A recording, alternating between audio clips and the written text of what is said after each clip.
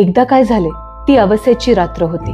भाऊ वडवलीस गेले होते. सकाळी 8 वाजता ते त्या गावी जाऊन पोहोचले होते. आज गावाला जाऊ नका, आज अवस आहे वगैरे घरातील मंडळींनी त्यांना सांगितले. परंतु भाऊ म्हणाले, कसली अवस नि कसला शनिवार, जे भावयाचे ते होणार. ते वडवलीस गेले. दिवसभर राहिले. 3 सांजा झाल्या व ते घरी परत जाण्यास निघाले. घरोब्याच्या एका म्हातारबाईने सांगितले, भाऊदा, 3 सांजा म्हणजे दैत्याची वेळ. या वेळेस जाऊ नका, त्यातून अवसेची काळ रात. बाहेर अंधार पडेल. तुम्ही नाल्याजवळ जाल तोच अंधार होईल. येथेच वस्तीला राहा.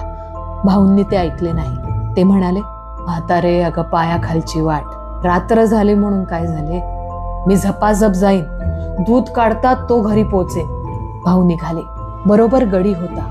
त्या म्हातारीचा शब्द जाऊ नका सांगत होता. फळणारी पापे चल राहू नको म्हणत होती. भाऊ व गडी निघाले. अंधार पडू लागला. परमेश्वराचे, संतांचे व सतीचे अश्रू चमकू लागले.